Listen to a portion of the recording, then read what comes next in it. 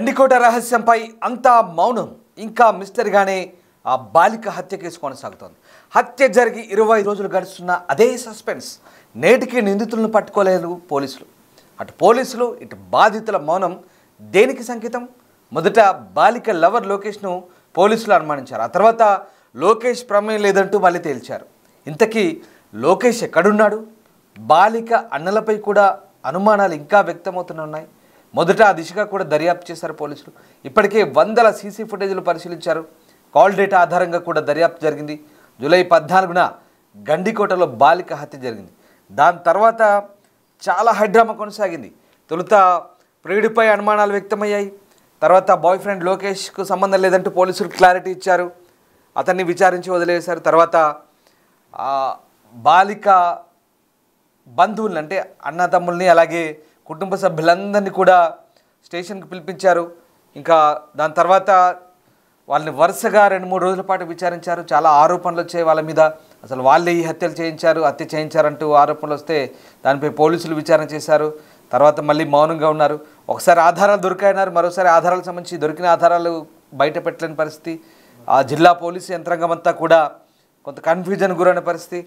అయితే అక్కడ అటవీ ప్రాంతం కావడంతో నేరుగా అందులోకి వెళ్ళిన సీసీటీవీ ఫుటేజ్ కూడా పూర్తి స్థాయిలో లభ్యం కాని పరిస్థితి. కేవలం అందుబాటులో ఉన్న సీసీటీవీ ఫుటేజ్ని ట్రేస్అవుట్ చేశారు. కాల్ డేటా తీశారు. అమ్మాయి వాట్సాప్ చాటింగ్ తీశారు. కొన్ని ఫోటోలు వాట్సాప్ చాటింగ్ అలాగే కొన్ని అంశాలు లభ్యమయ్యాయి. కొన్ని ఎవిడెన్సెస్ టెక్నికల్గా దొరికాయి, కానీ పూర్తి స్థాయిలో లభ్యం కాని పరిస్థితి. నిజంగా ఈ మొత్తం వ్యవహారం అంతా కూడా చాలా రోజుల పాటు విచారణ జరిగింది. అయినప్పటికీ కూడా పూర్తిస్థాయి అంశాలు బయటపడని సిచ్యువేషన్. ఇంకా పర్యాటక కేంద్రమైన గండికోటలో ఆ ఇంటర్మీడియట్ విద్యార్థిని గత నెల 14న దారుణ హత్యకు గురైన తర్వాత అది రాష్ట్ర వ్యాప్తంగా పెద్ద సంచలనం. అది ఎందుకంటే పర్యాటకులు ఎక్కువగా వచ్చే ప్రాంతంలో ఈ హత్య జరగడంతో అంతా ఉలిక్కిపడ్డారు. పోలీసులు కూడా వెంటనే స్పందించి ఒక డిఐజీ నేతృత్వంలో, ముఖ్యంగా కోయ ప్రవీణ్ డిఐజీ నేతృత్వంలో ఎస్పీ అలాగే మిగతా అధికారులంతా కూడా ఇంట్రాగేషన్ చేశారు. అదే రోజు నిందితుల్ని ఎవరో గుర్తించామని అరెస్ట్ చేస్తామని చెప్పారు, కానీ ఆ తర్వాత సరైన ఆధారాలు లేవంటూ ఇప్పటిదాకా క్లారిటీ ఇవ్వలేని పరిస్థితి.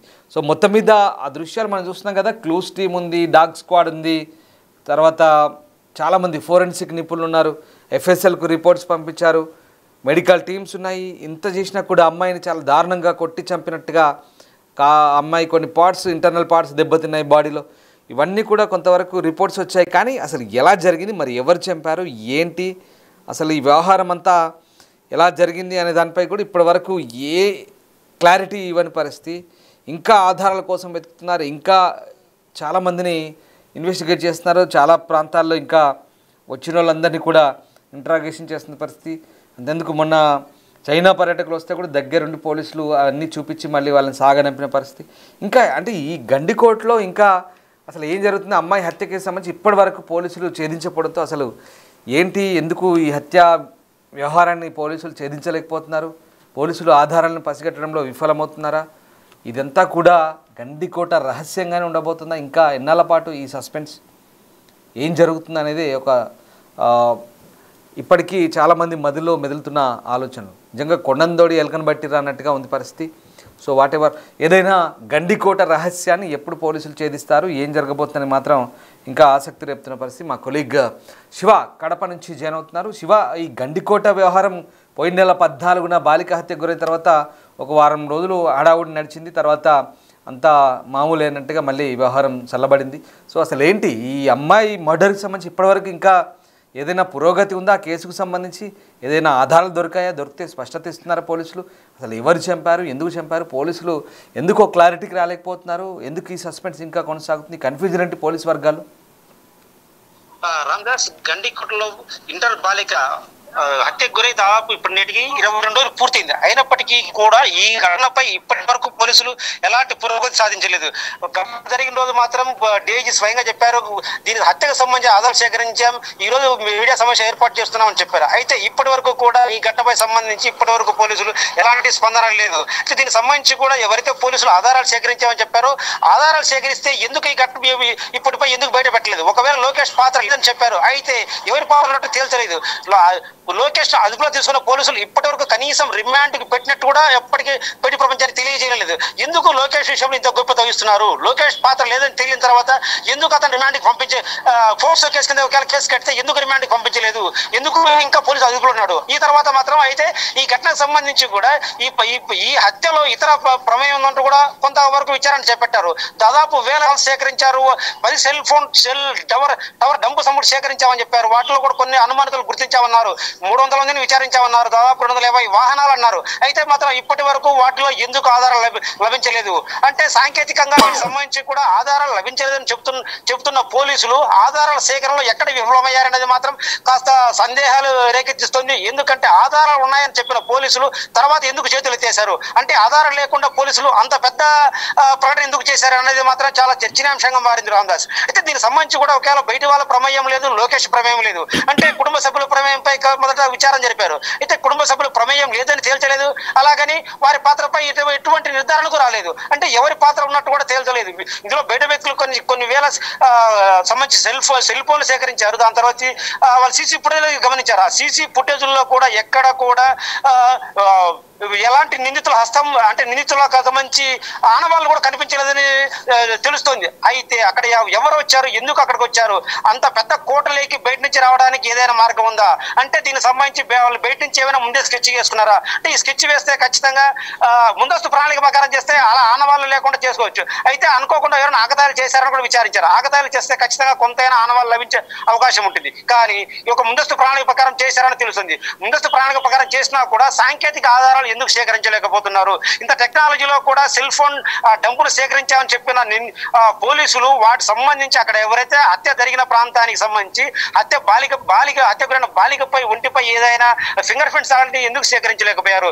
వీటితో పాటు ఆ బాలిక ఏదైతే ముందు అక్కడ రంగనాథ స్వామి ఆలయానికి ప్రాంతంలో హత్య గురైంది. అయితే దానికి సంబంధించి కూడా ముందు సౌమ్యనాథ ఆలయంలో ఆమె బాలిక అక్కడి నుంచి సంచరించింది. అక్కడికి ఇక్కడికి ఒక 200 మీటర్ల డిస్టెన్స్ ఉంటుంది. అక్కడికి నుంచి నడుచుకుంటూ వచ్చింది. ఈ మధ్యలో కొందరు పర్యాటకుల మొబైల్స్ లో ఆమె క్యాప్చర్ అయింది. ఇవన్నీ కూడా సేకరించారు. అక్కడ కొందరు అనుమానితులను గుర్తించారు. బాలిక ఆ ప్రాంతంలో 12:30 ప్రాంతంలో హత్య జరిగిన సమయంలో బాలిక చుట్టూ కొందరు అనుమానితులు ఉన్నట్టు గుర్తించామని తర్వాత చెప్పారు. అయితే అనుమానితులు ఎందుకు వాటి ఆధారాలు సేకరించారు? నిజంగా వాళ్ళు హంతకుల లేదంటే అభిరుచిగా వచ్చే పర్యాటకుల? ఇది తేల్చలేదు. అయితే దీనికి సంబంధించి కూడా పోలీసులు ఇప్పటి వరకు ఈ కేసు సంబంధించి ఎలాంటి ప్రకటన చేయలేదు. ఇప్పటి వరకు కూడా అసలు విచారణ జరుగుతుందా లేదా అని కూడా బయట ప్రపంచానికి తెలియలేదు. అంటే ఎందుకు ఈ కేసును ఇంత గోప్యత వహిస్తున్నారు? ఎందుకు బయట ప్రపంచానికి తెలియకుండా విచారణ చేయాల్సిన పరిస్థితి ఏంటి? కనీసం విచారణకు వచ్చే వారి వివరాలు కూడా శివ, ఇప్పటికీ చాలా వరకు ఇలాంటి ఘటనలు జరిగినప్పుడు అమ్మాయి తరపు మాకు న్యాయం కావాలంటూ చాలా మంది బాధితుల తరపు కుటుంబ సభ్యులు అడుగుతుంటారు. కానీ ఇక్కడ డిఫరెంట్గా బాధితుల తరపు కుటుంబ సభ్యులనే తిరిగి ఇంట్రాగేషన్ చేయాల్సిన పరిస్థితి వచ్చింది. తర్వాత వాళ్ళు ఆ బాధతో కాస్త ఇబ్బంది పడుతున్నట్టుగానే మనకు అర్థమైన తర్వాత ఆ లోకేష్ అనే వ్యక్తి ఇప్పటిదాకా అతనికి సంబంధించిన వ్యవహారాన్ని కూడా పోలీసులు బహిర్గతం చేయని పరిస్థితి, అలాగే ఇంట్రాగేషన్ ఏ దశలో ఉంది కూడా ఇంకా వివరాలు వెల్లడించిన పరిస్థితి. ఏదో అంటే ఇప్పుడు ఈ కేసు ఎందుకు ఇలా నీరుగారుతుందనే అంశానికి వస్తే మాత్రం ఎలాంటి చర్చ జరుగుతుంది అంటే జిల్లా పోలీస్ యంత్రాంగం కానీ డిఐజీ స్థాయి అధికారి కానీ దీని గురించి ఏమైనా మళ్ళీ ఏదైనా అప్డేట్స్ ఇచ్చే ఛాన్స్ ఉందనుకోవచ్చా? ఖచ్చితంగా. ఎందుకంటే ఇక్కడ ఎవరైతే పోలీసులు చివరిగా అనుమానిస్తున్నారో కుటుంబ సభ్యులు అంటే వాళ్ళు ప్రస్తుతానికి వాళ్ళు బాధితులు. సో బాధితుల్ని పోలీస్ యాంగిల్లో విచారణ చేయడం కాస్త సంశయిస్తున్న పోలీసులు కొంత సాంకేతిక ఆధారాలు సేకరించిన తర్వాత కుటుంబ సభ్యులను విచారిస్తామని చెప్పి తెలియజేశారు. అయితే 1-2 సార్లు వాళ్ళు విచారణకు పిలిపించారు, విచారించారు, పంపించారు. అయితే ఇక్కడ వాళ్ళకు కొన్ని సందేహాలు రేకెత్తిస్తున్నాయి. కుటుంబ సభ్యులు ఇప్పటి వరకు ఎందుకు మాకు న్యాయం జరగలేదు, మా బాలిక హత్య జరిగి ఇండోలప్పటికీ కూడా ఎందుకు పోలీసులు విచారణ పూర్తి స్థాయిలో చేయలేదు? దీనిపై వాళ్ళు ఎక్కడ డిమాండ్ చేయలేదు. ఇదే కొంత అనుమానాలు తావిస్తుంది. అయితే వాళ్ళు నిజంగా బాధితుల లేదా నిందితులు అనేది కూడా పోలీసులు తేల్చారు. అయితే దీనికి సంబంధించి డిఐజీ మాత్రం ఇటీవల కూడా అతను చేశారు. కొంత ఆధారాలు సేకరించడం కాస్త ఆలస్యం అవుతుంది, మేము కేవలం నిమిత్త మాత్రాలు మాత్రమే మాకు దివ్యశక్తులు లేవని చెప్పారు. అంటే ఈయన వ్యాఖ్యల వెనుక మాత్రం అంటే మా దగ్గర ఆధారాలు లేవని చెప్పగానే చెప్తున్నట్టు తెలుస్తుంది. ఒకవేళ ఆధారాలు ఉంటే ఎందుకు బయటపడలేదనేది కూడా కాస్త సంచలనంగా మారింది. ఒకవైపు కుటుంబ సభ్యులు మాత్రం అసలు బాలిక హత్య విషయం మాత్రం ఎవ్వరు కూడా ముందుకు వచ్చి బాలికకు హత్య గురైన బాలికకు న్యాయం చేయాలని అసలు డిమాండ్ చేసే వాళ్ళు ఇక్కడ లేకపోవడంతో ఇదొక పోలీసులకు ఇదొక అడ్వాంటేజ్ గా మారిందా? ఎవరు అడగలేదు కాబట్టి ఈ బాలికను కాస్త ఇంకా కొంతకాలం పొడిగించే అవకాశం ఉందన్నది కూడా చలనంగా మారింది. అయితే విచారణ ఏ దశలో ఉంది మాత్రం పోలీసులు ఇప్పటి వరకు పూర్తి స్థాయిలో వెల్లడించలేదు Ramadas. Right, yes, thank you Siva. So ఇది మొత్తం మీద గండికోట బాలిక హత్య కేసుకు సంబంధించి ఇప్పటి వరకు కూడా ఎలాంటి సాక్ష్యాధారాలు పకడ్బందీ ఆధారాలు కానీ పోలీసులు సేకరించలేని పరిస్థితి. నిజంగా ఇది ఒక గండికోట రహస్యంగానే ఉండబోతుందా, లేదా దీన్ని ట్రేస్ అవుట్ చేస్తారా? నిజంగానే పోలీసులకు సరైన క్లూస్ దొరకట్లేదా, ఆధారాలు దొరకట్లేదా, ఎవిడెన్స్ సంపాదించే క్రమంలో పోలీసులు ఇబ్బందులు పడుతున్నారా, లేదా ఎందుకు అసలు ఈ కేసు ఇంత సైలెంట్ ఎందుకైంది? లేదంటే పోలీసులు సైలెంట్గా తమ పని తమ కాని చేస్తున్నారు ఇన్వెస్టిగేషన్ సంబంధించి? సో అప్డేట్స్ అయితే ఏం లేవు. చాలా రోజులు అవుతుంది. గత నెల 14వ తారీఖున జరిగిన ఘటన ఇది. తర్వాత వారం రోజుల పాటు మీడియాలో, తర్వాత బయట పోలీసు యంత్రాంగం అంతా హడావుడి కొనసాగింది. గండిపేట అమ్మాయి హత్య అనగానే రాష్ట్ర వ్యాప్తంగా 2 తెలుగు రాష్ట్రాల్లో సంచలనం. అది పెద్దగా వరుసబెట్టి కథనాలు వచ్చాయి మీడియాలో. తర్వాత పోలీసు కూడా హడావుడి చేశారు, ప్రెస్ మీట్ జరిగాయి. కానీ ఇప్పుడంతా చల్లబడింది. నిజంగా ఆ సోకాల్ బాయ్ ఫ్రెండ్గా చెప్తున్న లోకేష్ అనేవాడు ఎక్కడున్నాడో, అసలు అతనికి సంబంధించిన అప్డేట్స్ ఏంటి, పోలీసులు ఏ రకమైన దర్యాప్తు చేశారు? సరే, అఫ్కోర్స్ దర్యాప్తు జరుగుతున్న స్టేజ్లో ఉందనుకుందాం, ఇప్పుడు అన్నీ బయట పెట్టలేరు అనుకుందాం. కానీ ఎన్ని రోజుల దాకా కూడా ఇంతవరకు ఆ సంచలనం రేపిన ఒక హత్య కేసుకు సంబంధించి ఎందుకు పోలీసులు ఇంత గోప్యత వ్యవహరిస్తున్నారు? లేదా సైలెంట్ అయ్యారా? మరి ఆ పేరెంట్స్ని కూడా ఇంట్రాగేషన్ చేశారు. వాళ్ళు ఇప్పుడు బాధితులే నిందితులుగా మారిన సందర్భానికి కూడా కొన్ని సందర్భాల్లో అలాంటి అనుమానాలు కూడా వచ్చాయి. కానీ అవి ఎంతవరకు నిజమనేది ఊహాజనిత అంశాలుగానే మనం పరిగణించాల్సి వస్తుంది. సో ఏదేమైనా ఈ బాలిక హత్యకు సంబంధించిన వ్యవహారం చాలా దారుణంగా కొట్టి చంపారు. అమ్మాయి కాలేయం కూడా దెబ్బతింది, ఇన్నర్ పార్ట్స్ దెబ్బతిన్నాయి బాడీలో. సో అసలు ఏం జరిగింది, ఎలా జరిగింది, ఎందుకు జరిగింది, ఎవరు చేశారు, ఎలా జరిగింది అనేది ఇంకా ఒక సస్పెన్స్, ఒక మిస్టరీ మర్డర్ ఇది. నిజంగా గండికోట రహస్యం అనే దానికి ఈ గండికోటలో జరిగిన ఈ హత్య ఉదంతం అనేది ఇంకా ఒక మిస్టరీగానే ఉండిపోయింది. ఇంకా ఇన్ని రోజులు అవుతుంది, దాదాపుగా నెల దగ్గరికి వస్తుంది. సో అంటే ఇంకా ఏంటి మరి ఈ కేసులో పురోగతి ఏంటి, అంశాల వారిగా ఆధారాలు సేకరించిన వివరాలకు సంబంధించి ఇంకా ఎలాంటి వివరాలు ఇవ్వబోతున్నారు పోలీసులు? ఏంటి దర్యాప్తు స్థాయిలోనే ఉందా, లేదా త్వరలోనే నిందితుడిని బయట పెడతారా? అసలు వాళ్ళకి ఆధారాలు దొరికాయా లేవా? నిజంగానే ఎవిడెన్సెస్ దొరకని పరిస్థితి చాలా క్లిష్టంగా ఉందా? ఛేదిస్తారా, ఛేదించరా? ఏదో ఒక ఈ కేసుకు సంబంధించి ఒక పులి స్టాప్ పడుతుందా లేదా, పడితే ఎప్పుడు, ఏంటి, ఇంకా suspense.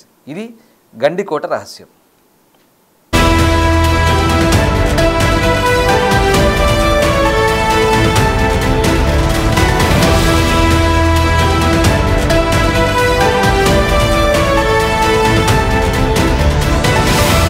The Big Folk Night 2025 celebrating the soul of Telangana. August 23 సాయంత్రం 6 గంటల నుండి ఎల్బీ స్టేడియంలో. టికెట్స్ బుకింగ్ కోసం ఎంట్రీ వాలా యాప్ను డౌన్లోడ్ చేసుకోండి.